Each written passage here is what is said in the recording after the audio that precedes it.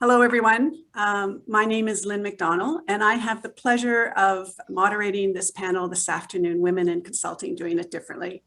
And I'm so glad that you're all here. And I know people will be coming in and joining us over the next couple of minutes.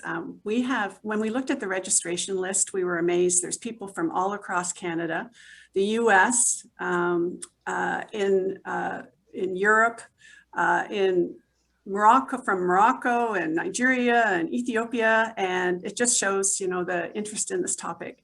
There's also consulting firms of every size and nature, so that's exciting. So there's large firms and mid-sized and small and many independents, and we have students joining us as well as corporations, banks, energy companies, government. I saw municipal, provincial and federal affiliations. We have universities and we have clinics even. So it's just such a wide variety. And I'm hoping that each of you can resonate with what we talk about in the conversation, even though it's like such a diverse group.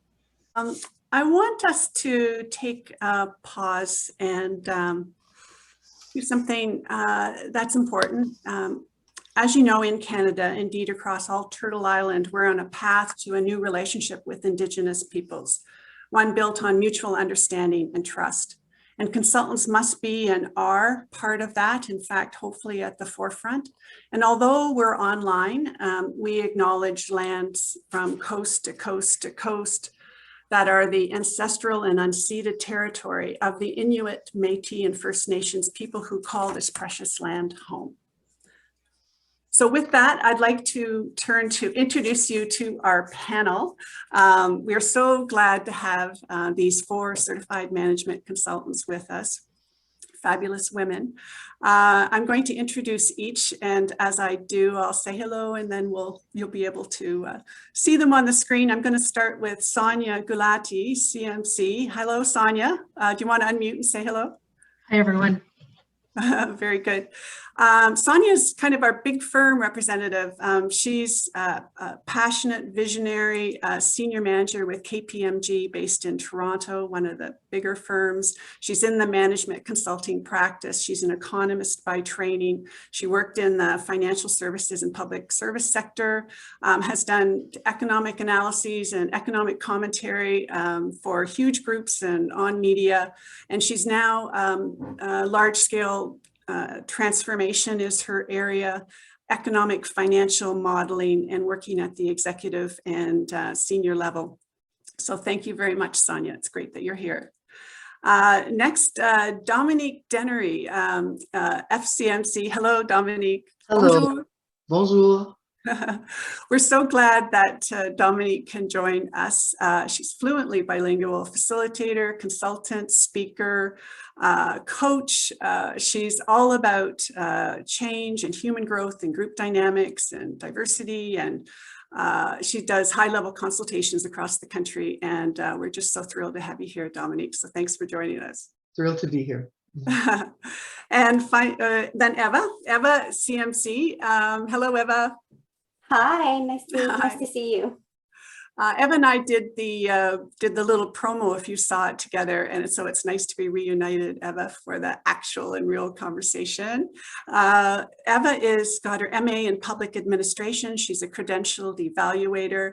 She's fluent in 5 languages and passionate about professional and academic management consulting and social research. She's skilled in facilitation and stakeholder engagement, and she's in a mid-sized firm in Ottawa. So she's kind of that mid-sized type of consulting firm.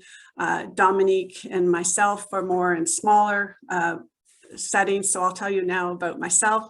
I have my master's in organizational development, and I've been in organizational development ever since. I've transitioned from an executive director in the community level to CEO of health organizations or international organizations, and then health, and then came into consulting, and now I'm transitioning again to sort of better conversations for social transformation.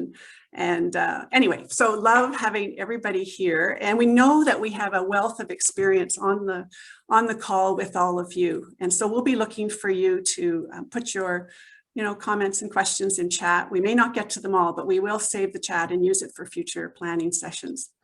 As part of this panel planning, we asked you in advance through registration to give us some questions that you might want to see answered, and we got a ton. And so we have selected a few of those for today's conversation. So you asked about how to get into consulting, how do you get started? What's it like to be a consultant? What makes a successful consultant? How do you get clients? How do you get traction? You asked about, credibility as a consultant in sometimes settings that are all male. So we will talk to the panel about that. My commitment is to try to keep things moving so that we cover the topics, get time for questions from the audience, and we end on time, which is our commitment to you.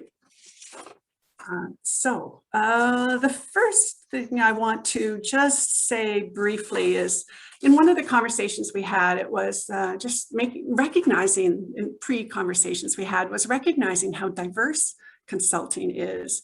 And so when we talk about consulting, it's just important to recognize that you can be a coach, you can be a facilitator, you can be a trainer, you can be a subject matter expert, you can be a project leader. And you can work, inside an organization sometimes, or you can have one contract with an organization for a whole year, or you can have a variety of situations, a variety of assignments. There's a lot of variety. And when I was talking about it with Sonia, I asked Sonia, and I'll ask her now.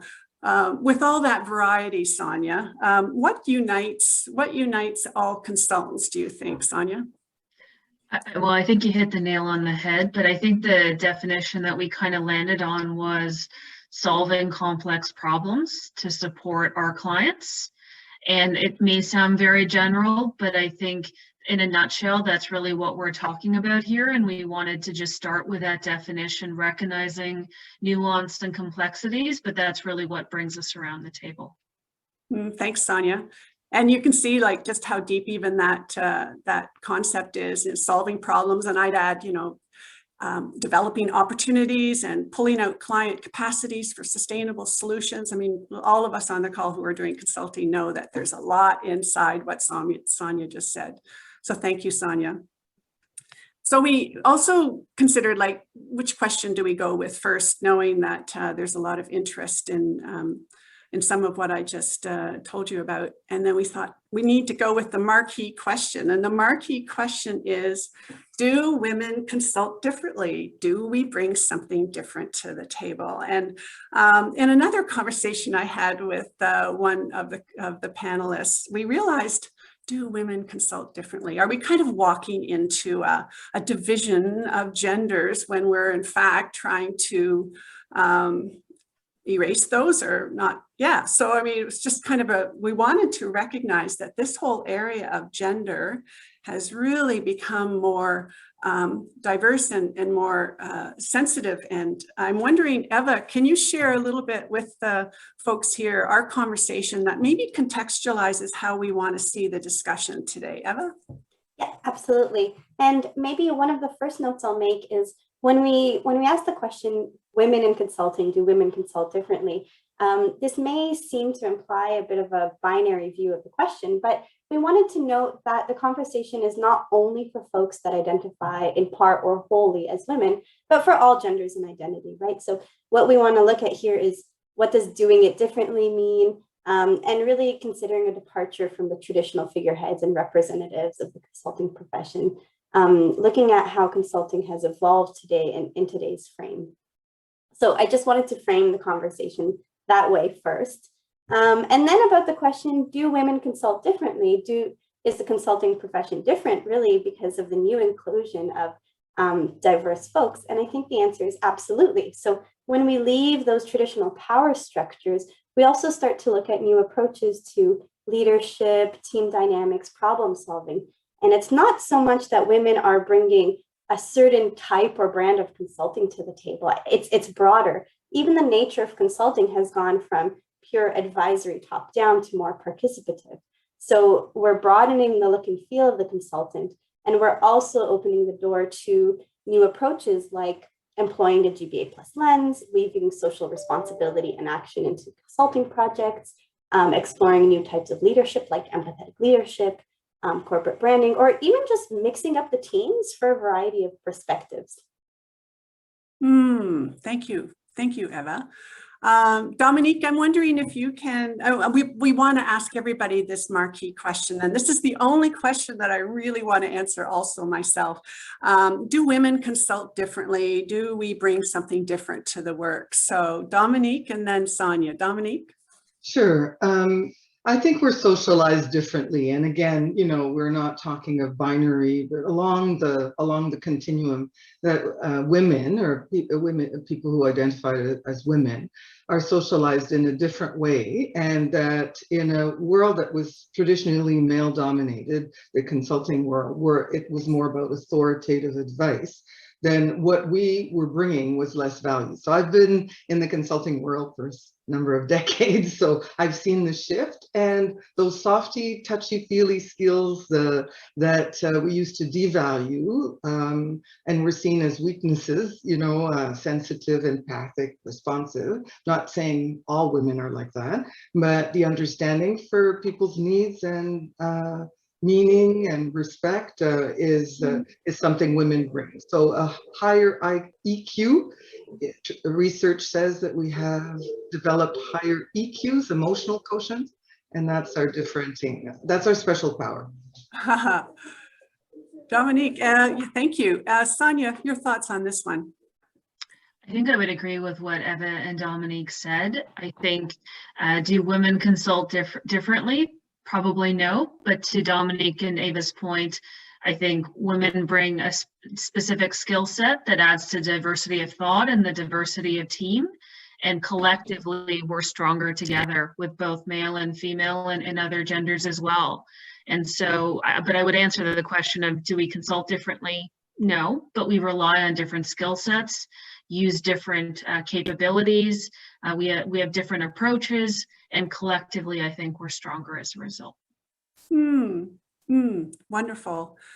And I agree with all of that. And when I was thinking about this question, and the one thing I wanted to bring is that, and you're so right, like this is not only what women can demonstrate, but I think we have some socialization which has led us to have more comfort with a perspectival view, a view of seeing many perspectives and valuing that I think that we are more able to do that.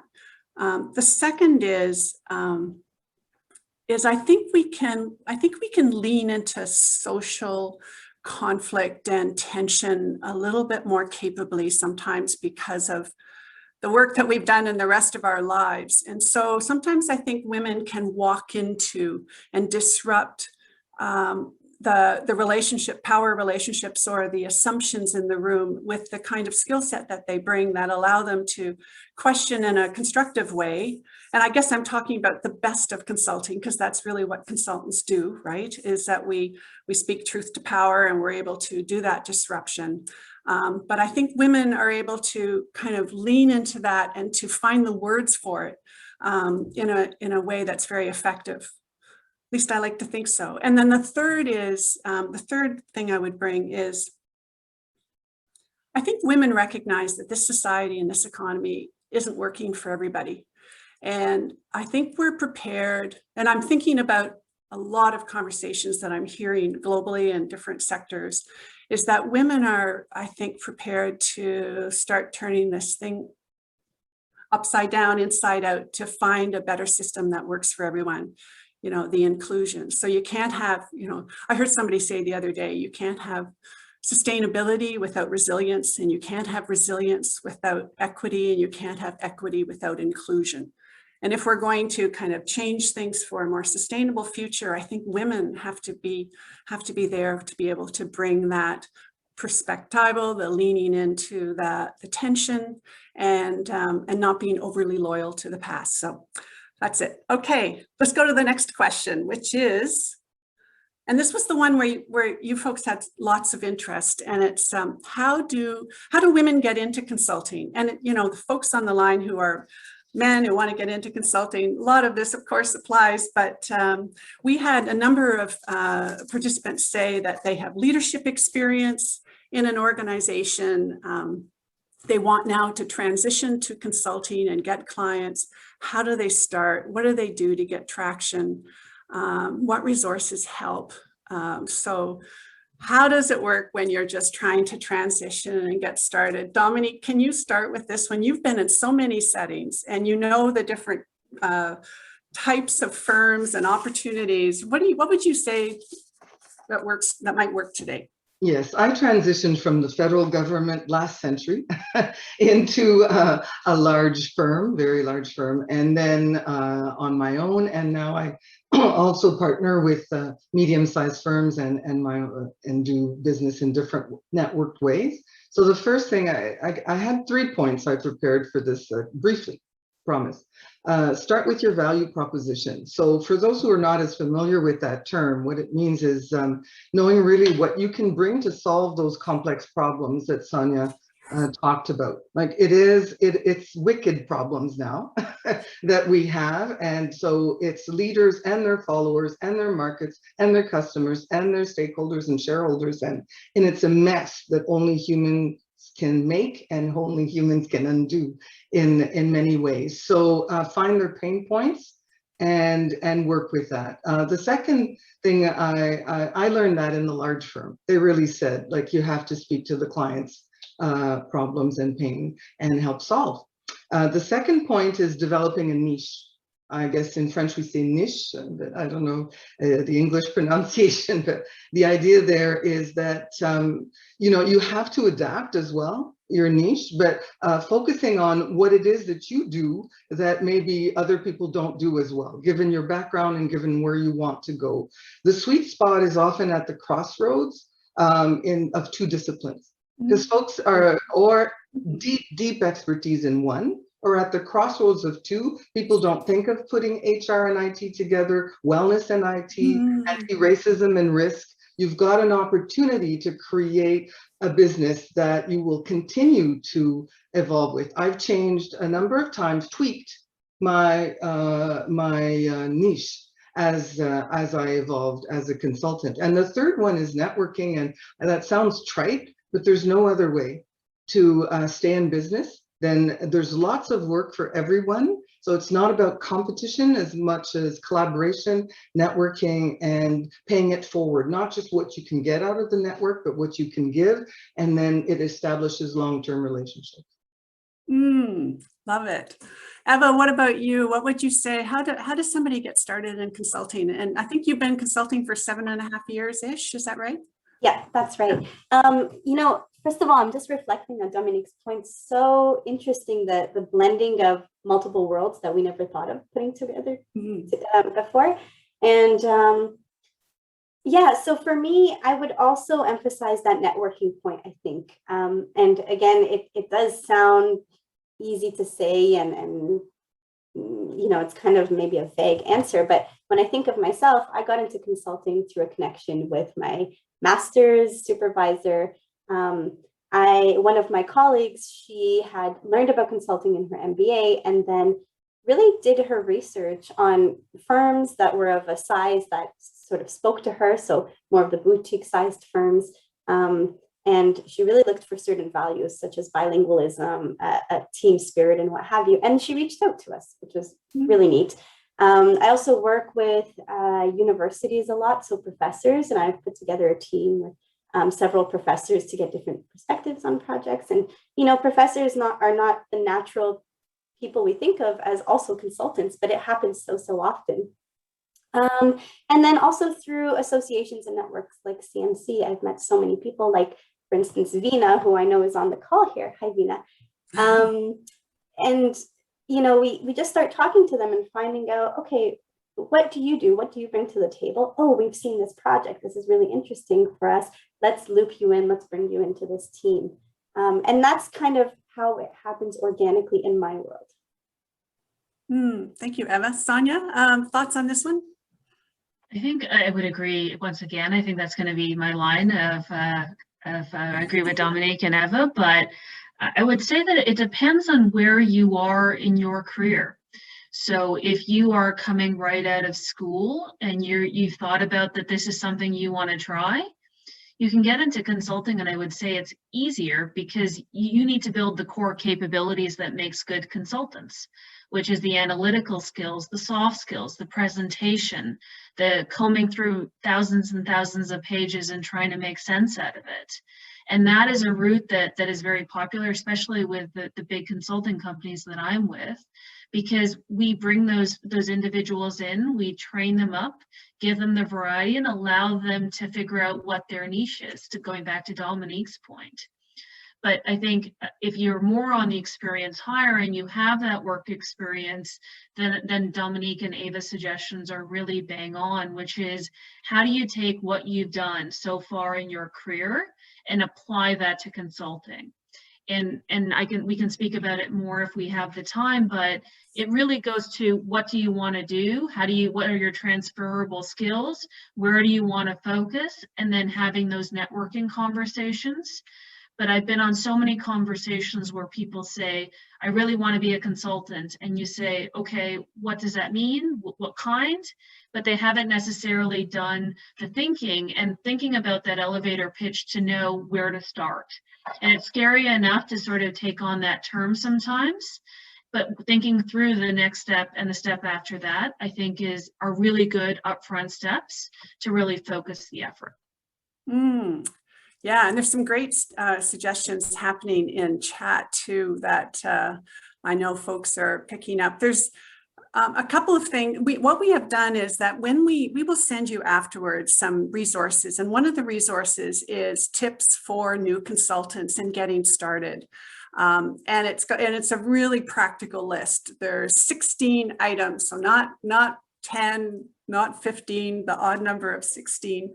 And it talks about some of what you've heard already, and networking being huge, having a niche be huge. And I'll just pick up maybe two that I think are somewhat along the lines of the conversation that we're having. So I love Dominique's point about intersection. And the other way to look at it is look for adjacencies. So what I mean by that is where a firm is got the clients that you want to reach, but are not doing exactly what you're doing, but what you are doing can complement what they do for their clients. So you kind of come alongside and you have that value proposition, and you propose an experiment with a few, 1-2 of their clients to offer what you do.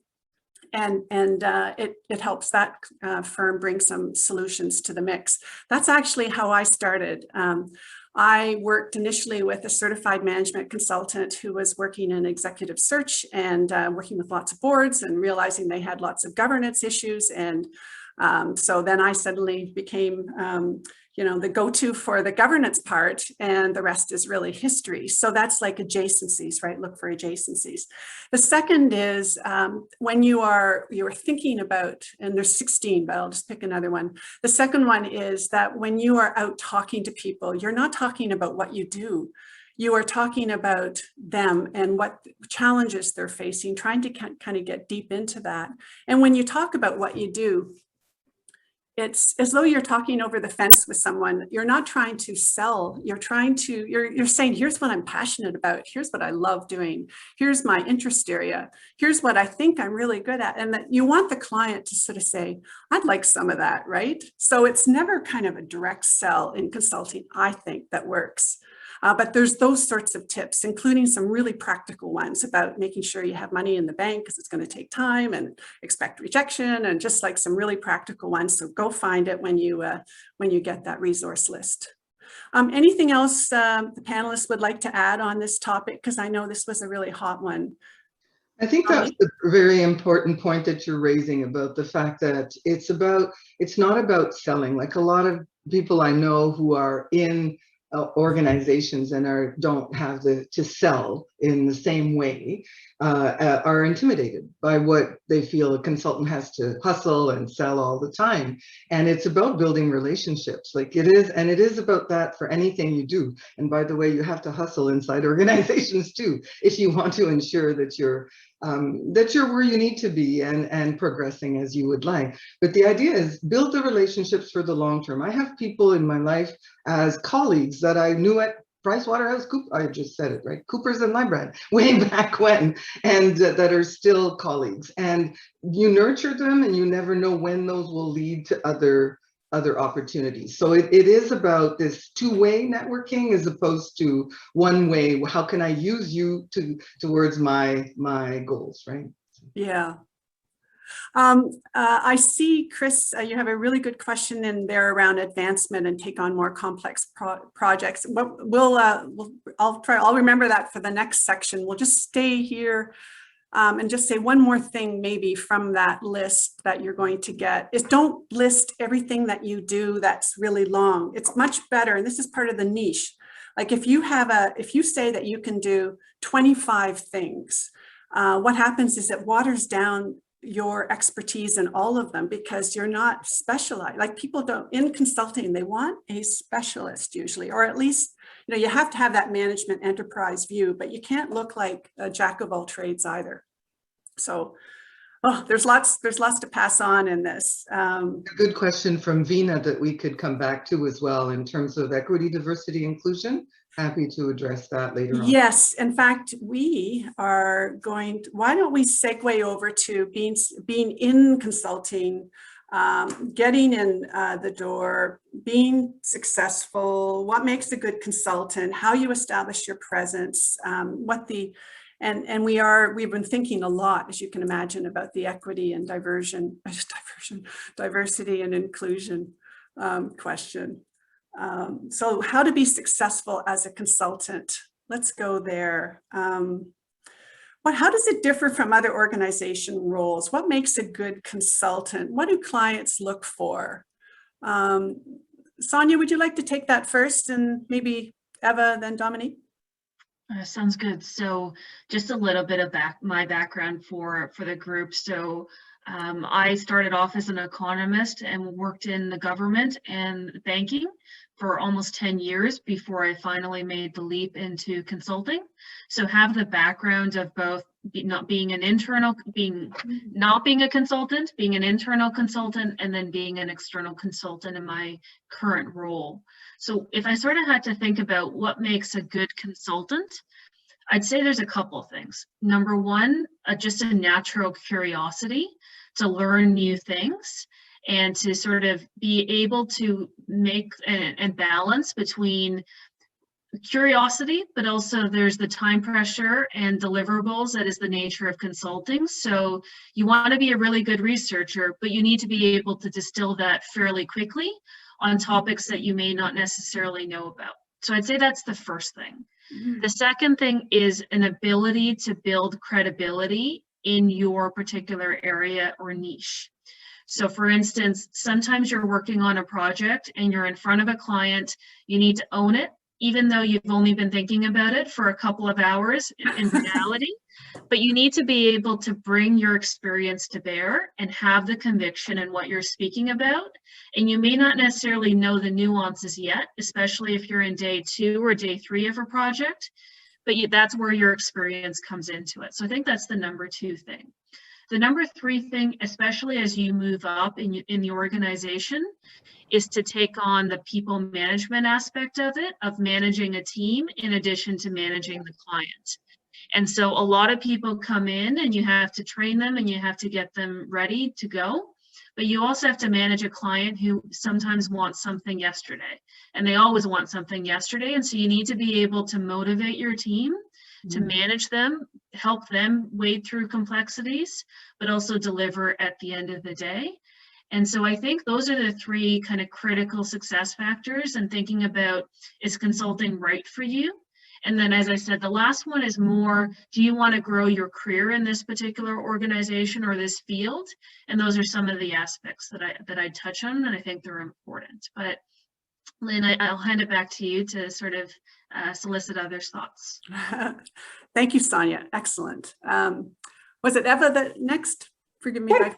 Yep. So for me, what clients are looking for, and I should maybe temper this a little and say that many, probably the majority of my projects are for federal government, Canadian federal government. And so I find that clients are often looking for that external point of view, up-to-date expertise in the fields, and pulling in really various horizontal experiences in order to have a unique perspective on a question, aside from bringing extra capacity. And so in that regard, I just want to make a link with Vina's question about equity, diversity, and inclusion. I think it's our job to keep abreast of new approaches and methods. And for instance, I mentioned a GBA plus analysis before. That could be something that we start to learn more about and bring that lens to each one of our projects, whether it's in a small way or it's a full analysis. And that's maybe one way to tackle that issue. And then I really think that clients look to us to, whereas they may not see the forest for the trees, they look to us to ask the hard questions and to really zero in on the pain points and the needs, and to start at why and what problem are we trying to solve, because so often we'll see that there are programs or policies or different approaches that are in place that have been in place for a long time in an organization, but they've lost that link with the original problem that is trying to be solved. And so when we go back to it, that's when we can really start to, build that goodness. Oh, that's so brilliant. Yeah, I love that. I love everything you're saying. Dominique. I'll word it as an ad. I just thought of this, but if you're curious, I think, or slightly ADD, you love to know a lot about many things. If you've been waiting a long time to speak truth to power and tell people what's really going on in an organization, and if you're able to connect the dots, we talked about intersections and adjacency and see disciplines coming together to solve the wicked problems.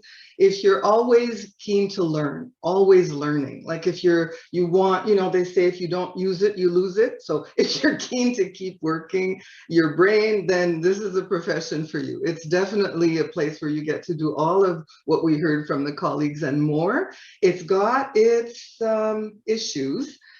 For sure, when you are speaking truth to power, I was one of the writers of the lessons learned on Phoenix, the pay transformation system. And when you say certain things, you have to know how to say them so that your clients can hear them and change can happen. So I learned as a consultant to speak to the glass half full and not the glass half empty, and how to support change. But I could go on, but I'll stop there. But maybe building off of that, Lynn, before I'll hand it back to you, is one of my colleagues said, well, the client said to do this, so therefore my task is to do it. But to Dominique's point, part of our role as a consultant is to ask them why. Does that really make sense? You're going to go against the grain and you're going to do something that nobody else has done. Do you really want to do that? And going back to Dominique's points, a really good consultant knows when to challenge and how to challenge, because our role is not necessarily to just execute what the client says, but to also give them the best advice possible. So I thought that, Dominique, that was a really good point, but there's a really important nuance there of serving clients, but also advising and challenging them at the same time. Excellent. All good stuff. Thank you. And maybe the one thing I'd add is just some practical things. And you always want the client to feel like they're the only client, So, unlike other parts of your life where you might come and talk more generally about, these other situations that I'm handling, that focus on that client is really important. And just, little things for me that have been important have been, learning names and remembering names. And I want them to feel like I understand them from the inside. But I also that I have that voice, but we cannot control, we're not the decision makers. So it is about influence. And I love your point, Dominique, about half full and how you say things, but also, as Sonia says, saying the tough things.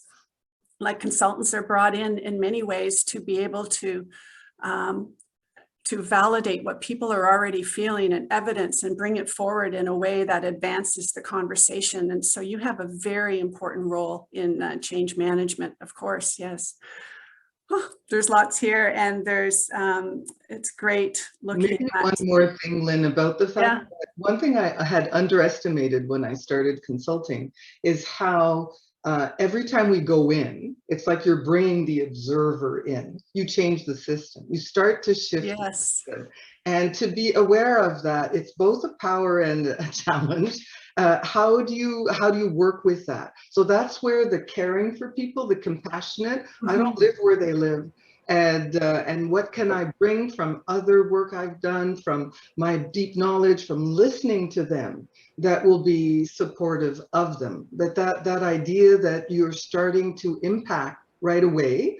And if anybody's seen that terrible movie, funny movie, Office Space, or you know, as consultants, we can be a source of anxiety as well, right? And pain. Yes. Okay. I haven't seen it, but it'll go on my list. Let's go to the next question, which I think gets at some of the equity issues of the questions that have been asked and will be asked. And you know, if there's a way to kind of even sneak in Chris's point about, you know, how you advance. So it's the question is, if you're the only woman in the room or the virtual room, how do you establish presence? How do you establish your authority? You know, and I'm going to aim this one at Eva, because I think it's, you know, sometimes doubly challenging if you're younger, and you know, and be seen as promotable, and to start, you know, that step of moving up. But like, how do you make that happen? Eva, do you want to tackle that one? Yeah, sure. It's a great question, and I'm not going to pretend to be the expert here, because I'm actually trying to puzzle this out for myself. Obviously, as you've mentioned, I'm younger. I'm not someone who naturally commands attention. In person, I'm quite petite, and so on. So I've often been overlooked or dismissed or left out of emails or conversations, or, you know, talked over my head kind of thing. And I've been, I guess, weaving and building different tactics and strategies. So my first one is I'm constantly on the lookout for female role models, and, you know, women that maybe in meetings I'll just observe how they are and that natural strength and presence that they command, or I'll even engage them in mini mentorship conversations, because having those conversations validates me and lets me know that the door isn't fully shut, but it is a little bit harder to push it open, and I need to know how to do that. Another thing I do really, really tactically is I kind of do pre-planning with my colleagues. So if I'm presenting something or in a meeting with my colleagues who are male, we will talk about in advance. For the presentation, we'll divide up the slides, and I'm not just doing the introduction. Or I will answer emails directly, and again, not just the emails about setting up meetings or planning things. I'll try to speak up, even though sometimes there's some discomfort in that, you know, dividing questions on an interview guide. And something that has really been working for me is clarifying my role. So when I put together a proposal for a project, for instance, even though as a woman, I've kind of been socialized to take up less and less space, and I have the ever-present imposter syndrome, and I've been trying to really make sure that my role is one that conveys legitimacy and experience and expertise. And so when I first started out as a consultant, I was tempted to put myself as administration or project support or whatever. But let's face it, I started with a master's degree already. So there's no world in which I should have started by downplaying myself. And I regret that I downplayed myself for so long.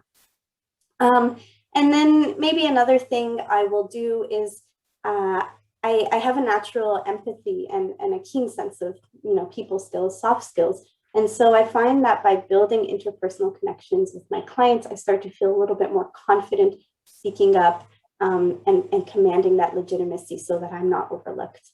And ultimately, I mean, I have in the past called out negative behavior, but that's not always appropriate in every context. And I don't like being antagonistic. Unfortunately, I also don't believe that it simply works to show up and command attention. It's not as simple as that. So I just try to set myself up with clear tactics, pre-planning, a clear role, and I lean on the support from female mentors and also my male colleagues in that regard. Thank you, Eva. Dominique and Sonia, I'd love to hear your views on, how you establish presence as a woman, and just, any issues, challenges, and solutions that you have. Dominique? Ooh, that's a beautiful question. I'll start by saying that, we hear advice a la Sheryl Sandberg, lean in, which really tends to continue with the status quo. Yes, we need to do that, but we also need to be forces for change as women. And so presence is more than credentials. It's more than, imposing authority or anything like that. So we need to bring in our perspective. And so that was the hardest lesson for me over the years, is how to be me and also bring that value. And I found that my first mentor was excellent. He said, "Why aren't you speaking?" And I said, well, I was used to being at the Privy Council office where you're kind of against the wall and slipping little notes to people. And he says, you're being paid to open your mouth and say what you have to say. And as Eva said, you're not always sure that what you have to say is valuable, but you start to exercise that muscle of speaking out and providing your opinion. And building that confidence is through with other people in the firm, women. I was the only one of color at that time. Is making sure your mentors understand about some of the challenges that the existing system, the status quo, has for women, for people who are different coming into the environment. So I'm noticing that that the internet, okay, it's still on. So anyway, I could say a lot more. There's a question I'd love to answer in terms of presence, but also how you can, how male counterparts, how males in authority, people at the top of the food chain in consulting firms can also help in terms of diversity, inclusion, etc. So I'll keep my comments for that and let Sonia have a say. Yes, that particular question that Dominique just referenced, how men can be allies for women, is one of our for sure questions. So we'll just hold that, Dominique, and go back to how the woman herself establishes presence. Sonia? I think Eva said something that has been really helpful for me, is really watching women in leaders, how they actually command attention, and the tactics that they use, I found to be really helpful. I've been on calls where there are a lot of people who are talking, not necessarily grounded always in expertise, but they have an opinion and they're very comfortable to say it, versus women who tend to wait for the opportunity and they sort of wait to be called on before saying something. And I've had some really good role models who are female, who are in positions and who can literally cut through that, don't wait for it, and pretty much can command attention right away. It's amazing to watch. It also sort of, some of the tactics that I've seen are that they ask a ton of questions. They don't necessarily respond by saying, no, you said something factually correct. The actual right answer is this. But they say stuff like, well, how do you know that? Where does it come from? What are your assumptions? And by asking questions, for those who don't necessarily have the experience, that's actually comes to the surface quite a bit, right? Which is, okay, maybe they don't actually feel comfortable talking anymore. But I also think that in my career, I was given a platform that where I had to be a spokesperson, and they said, well, now you need an opinion, go talk. And I was used to kind of having the opportunity where it was me solo or me presenting, and I was the only one out there, and sharing your opinion in that forum is actually quite easy. What's really hard is when there are 30 people in a room and you guys are all at the same level. How do you make sure your voice resonates? And so I always go back to the notion, which is, I may not necessarily be the most vocal, but when I do say something, it's impactful. So I sort of throw that out there too, because I agree it's sometimes hard with a crowd on a team. using some of those tactics that I described, but also when you do have something to say, make sure you say it and pick and choose your spots so that when people know that you're going to say something, they actually are going to pay attention to it because they know that this person doesn't always say something, but when they do, it actually cuts to the corner and people should pay attention. Such good points. And Sonia, I liked earlier your point about owning what you say. Like, you know, when you have something to present, you know, we can get focused on how we're coming across. But if we kind of identify with our material and what it is that we're trying to do in that, it kind of shifts our attention and allows us to be more confident.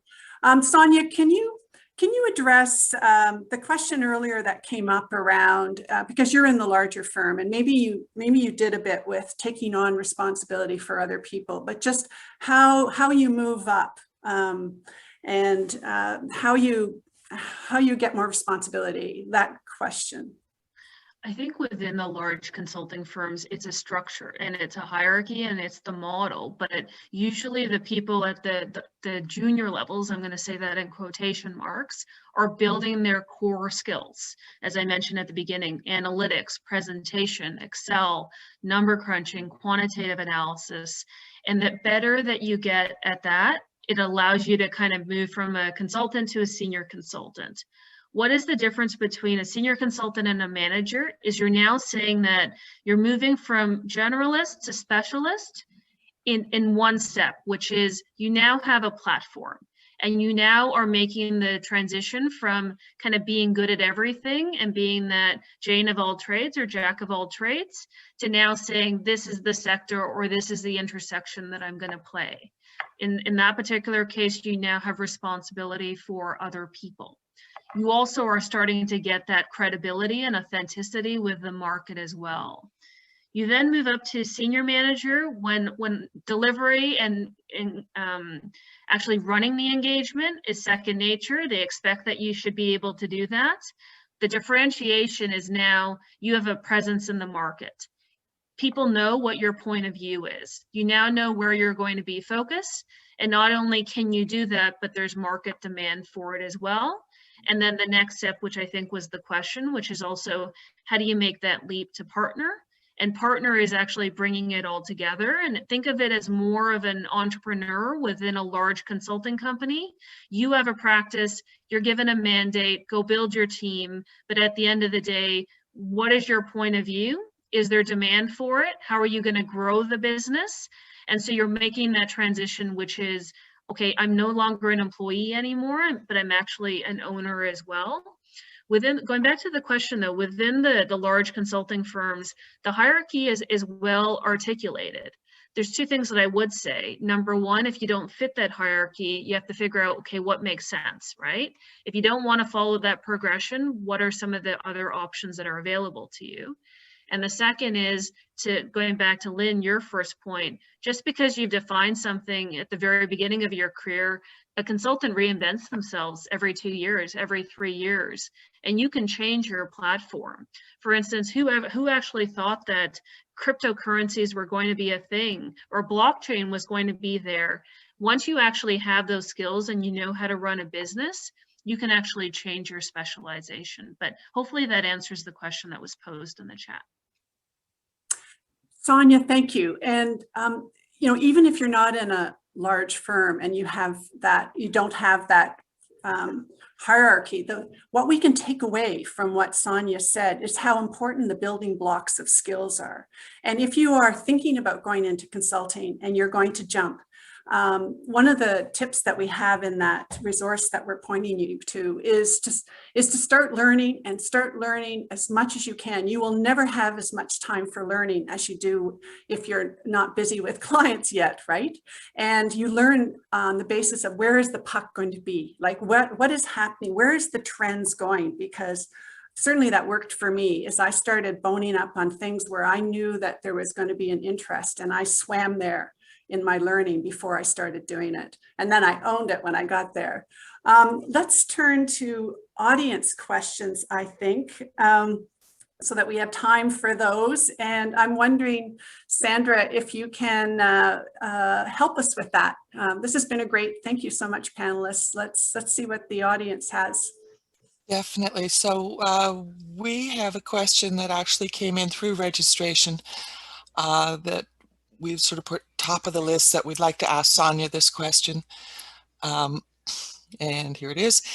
In workplace and on boards, I've often seen women volunteer or be voluntold for the secretary role, note taker, you know, plan a social event. This is especially true of groups like consultants that are male dominated. What is your advice to make sure you don't carry a heavier burden than your male colleagues without appearing to be problematic or complaining? I think it's a great question. I think there's a couple things that I would suggest there. Number one, volunteer to do other things. Say that I'm happy to take the notes, but what else can I do? Is there other things that I can provide? Or is there other things that I can do? So make sure that you're articulating in the best way that you can, which is you're open and eager to doing as much as possible. And I think by doing that and building a track record, people who are in management or leadership always tries to look for the best person to do the job. And if you're able to telegraph and signal that you are capable of doing so much more, then maybe they'll actually think about choosing somebody else to do that note-taking. So I think that's the first thing. The second thing that I would also say is, in some cases, it may just be, if that's an assignment that you're provided, maybe there's other things that you can say that you can do, right? Which is, hey, I'm happy to do that. Is there other things that could possibly happen? Or are there other tasks that may be more tailored to the skill set that I provide? And the reason that I say that is a couple things. Number one, if you don't voice your concerns, they may not necessarily know about them. So that's number one. But as I said before, like, it's the track record of delivering and showing excellence and showing that you can do more. I think it's then incumbent on the leaders, to the extent that they can, to make sure that the resources are allocated so that the right skills are matched to the task. So those are a couple of ideas, but I'm open to others or other tactics. I don't know, Dominique or Ava, if you guys have any other thoughts. Well, maybe for me, I want to zero in a little bit on why that happens, right? So the first part of it, why does it happen? Because naturally people sort of pigeonhole us into a role. That's obvious. But I also have had the experience too, being a young woman starting up in a consulting firm, that I want to do more and more and more and more and have great initiative in order to demonstrate my worth, in order to demonstrate that I can take on everything, take on the world. But what happens is, at a certain point, you're responsible for everything and you're overburdened, and it doesn't work, right? And that's no good for the firm. So I really resonate with that idea that you had about demonstrating initiative, but the right type of initiative for the right tasks, right? You know, this idea that we just don't have to do all of those things because people expect them of us, and because also we've downgraded ourselves to think, well, you know, it's up to me to clean the kitchen. It's up to me to clean the coffee pot. Totally not.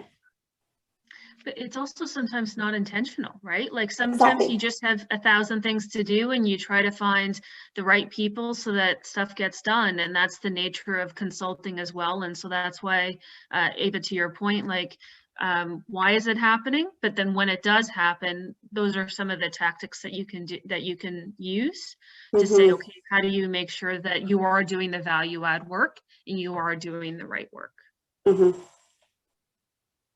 I'd like to slip into, Lynn, the question of what men can do, because I find that it's hard for us to carry the burden of changing the system that doesn't enable us to perform the way we can. Of course, some transformations are long-term, so we have to adapt in the meantime. And of course, there's all these ways, beautiful ways that are expressed by my colleagues about how to adapt. So how can men make space, right?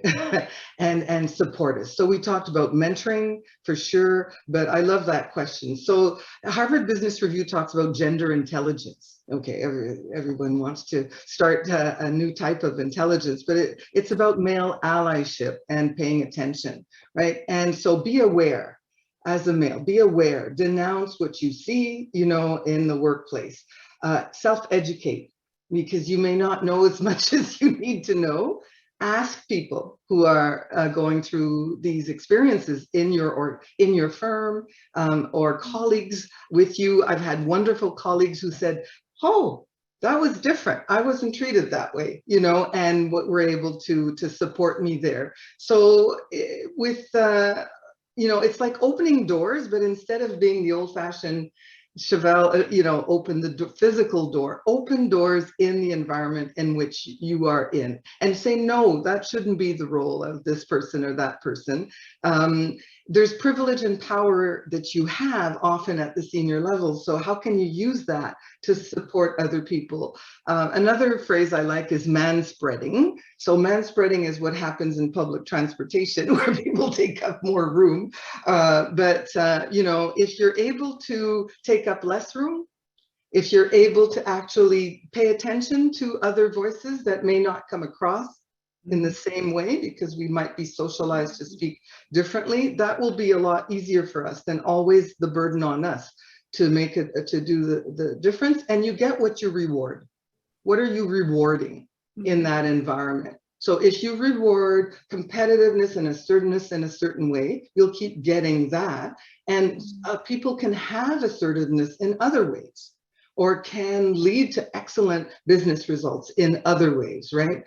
So for me, it's about making space and speaking out. The biggest problem, I think, for males in male-dominated environments is actually speaking up and speaking out against sexism and oppression and racism, etc. And to be a true ally requires courage.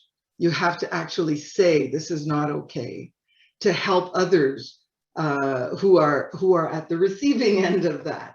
Otherwise they walk out. I was reading the chat, you know, you leave.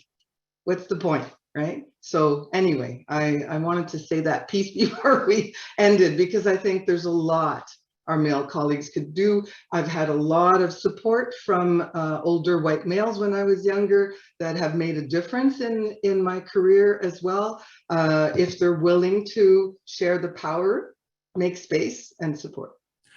Thank you, Dominique, and some really practical thoughts there. James, I'm wondering, I know that this was a question that you had, and I'm wondering if you want to shape a comment or a question, James, if you're there, to follow up this interest, which is, you know, top of mind for you. Yeah, James, that was one of my questions right off the bat, Lynn, and thank you, Dominique, for basically beating me to the punch. But I actually contacted Lynn early on just to say, hey, I'm getting some male colleagues that are asking me in BC, should we be on this call? Like, this is interesting, but is it not intended for men? And I said, no. So I contacted Lynn. Lynn said, absolutely. And so, you know, I turned my video on because my name might not indicate necessarily that I'm male, but obviously you now know the context. I'm a white male.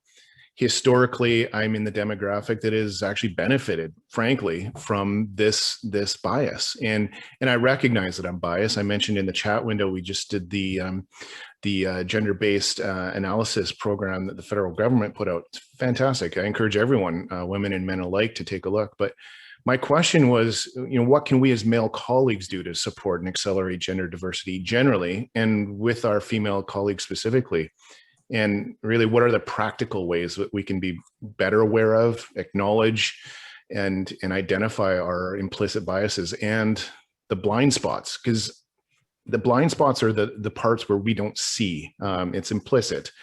And my example of that is less about dishes, and that seems fairly overt. That's in the comment section. But I was chatting just earlier today with Donna at National Office, and, you know, saying things like, you know, I use football as an analogy for a lot of things. It's a blind spot for me. And I wonder if, oh gosh, I don't want to alienate or isolate people using silly analogies like that, but it can be a gender thing. So I'll leave it to you guys. any thoughts back to James? Well, if I can just touch on it, I think this conversation is so interesting and so important. It's something I really think a lot about.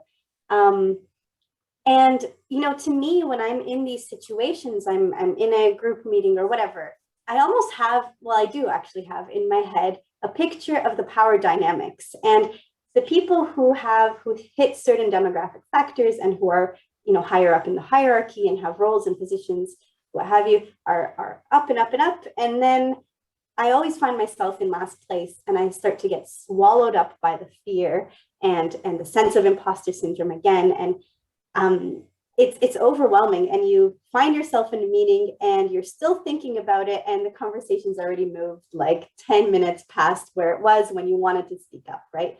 So what I've been finding a lot in my workplace is the first thing is to talk about it. And I take the point of someone who wrote in the comment, we don't want to seem nagging or annoying or what have you, but I think there is a way to have a very rational, very sensitive and honest and open conversation about, hey, when you speak over me in this meeting, or when you introduce me for myself, or forget to introduce me, or repeat my point, or whatever, you're actually diminishing me and my presence. And this is what it's doing to me. So the first thing is to really talk about it.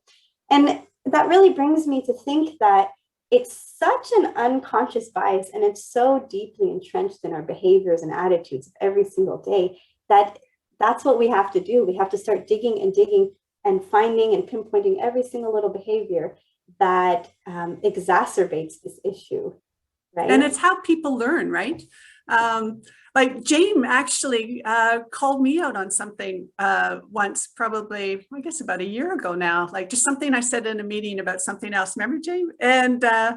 And I learned from that, right? And it was like I had said something thoughtlessly, and then when it was pointed out, it went deep. My learning went deeper, and so I think we can make it less charged and more a learning moment. So I love that, Eva. I love that very much. I maybe just on this topic, as we start to move from it, that there's at least two aspects. Like one is behavioral, but the other one is policy and structural. And so while we've been talking about the behavioral, it also is important to address kind of some of the inherent ways things are organized, and just have men and all of us look at that part as well, and just make sure we're not setting up the situation that works against women, people of color, Black persons. So in fact, in the resources that we are going to send you, there's some really good resources and links, including to HBR articles on being an ally,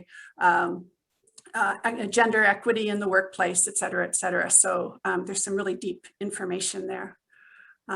Thank you. And thank you, James. Wonderful.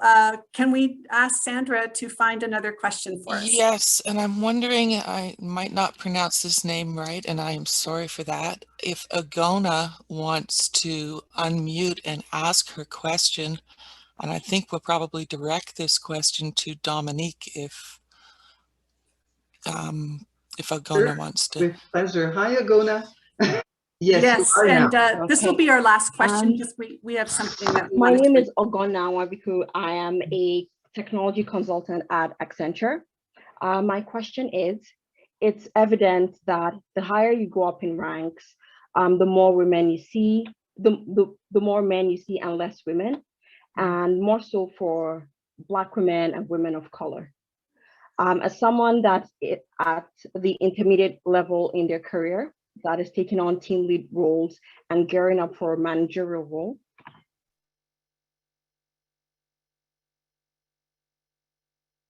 Is there a question there, Ogana? It's just that we've lost the sound.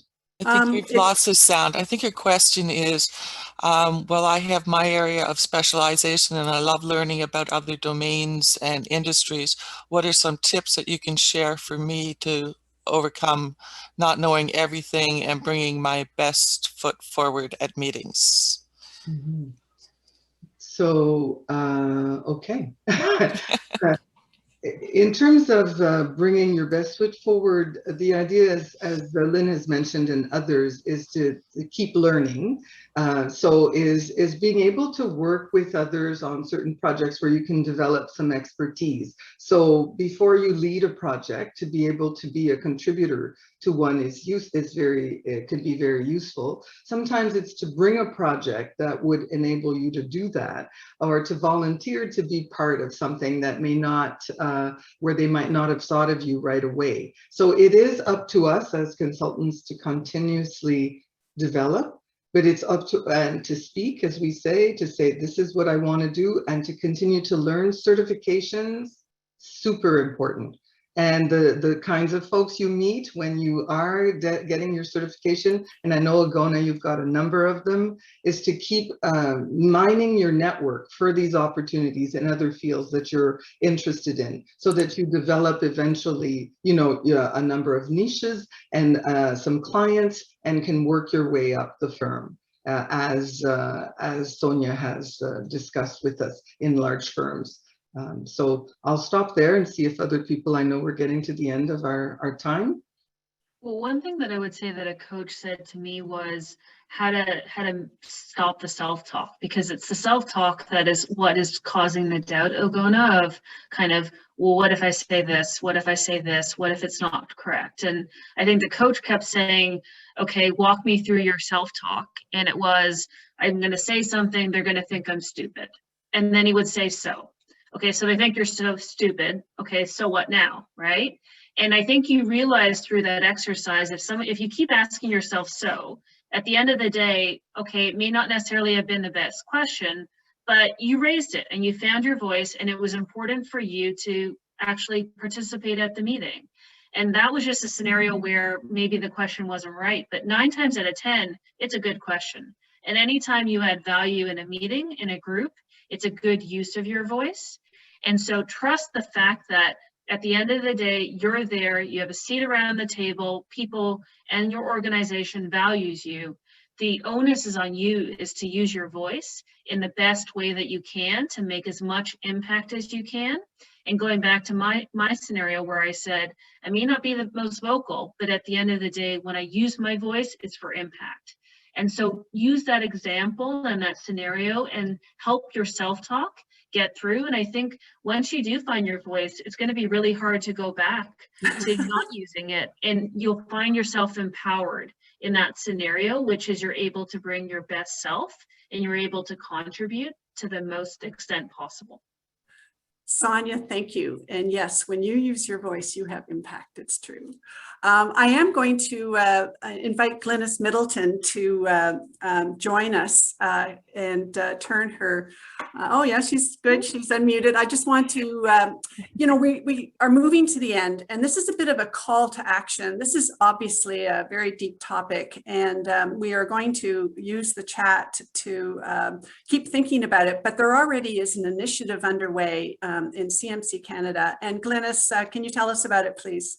Absolutely. Thank you, Lynn. First of all, thank you all for such a stimulating panel discussion. I'm truly inspired by the open and frank commentary.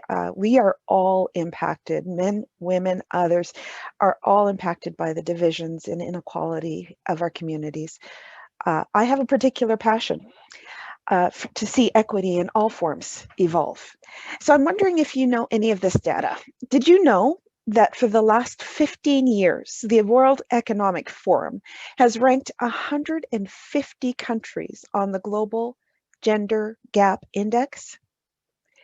Did you know that for those 15 years, Canada is ranked in the top 30 countries for gender parity? Now, did you know that if we keep up with our current pace and current practices, Canada might get to gender parity in about 150 years? I don't know about you. I can't wait that long. And so I started an initiative within CMC because my colleagues are particularly adept and well-connected and change management. That's what this is about. So I'm leading a multi-year intergenerational initiative. It's a change management application that will seek to move the needle on gender parity in Canada. Our mission is to provide CMC Canada's membership the opportunity to increase the profession's public profile and to leverage change management expertise by leading and advancing Canadian society into a world leadership position in the area of gender. The goal, of course, is to move Canada from 19th to within the top 10 by 2030. So you may be interested in learning more about the Global Gender Gap Index, how Canada ranks on the world stage. I'll share a link in the IM window that will take you directly to the most current report.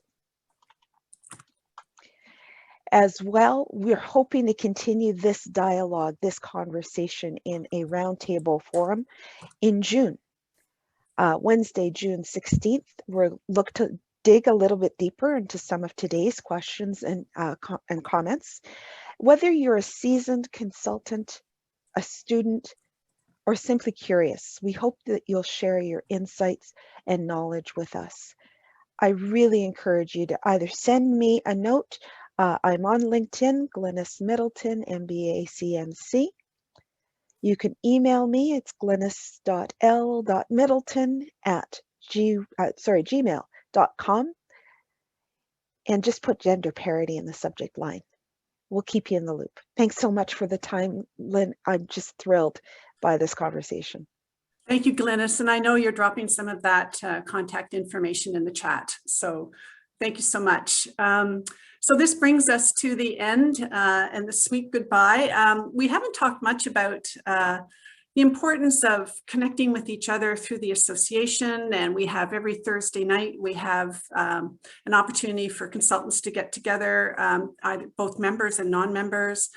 We really encourage you to think about certification. I think that kind of credentialism, just provides that professional, the ethics and the professionalism of what you do. We see it as a career choice and not something you're doing between jobs or whatever. So we encourage that seriousness for the benefit of all clients and our countries. I want to thank very much the panelists, Eva, Dominique, and Sonia.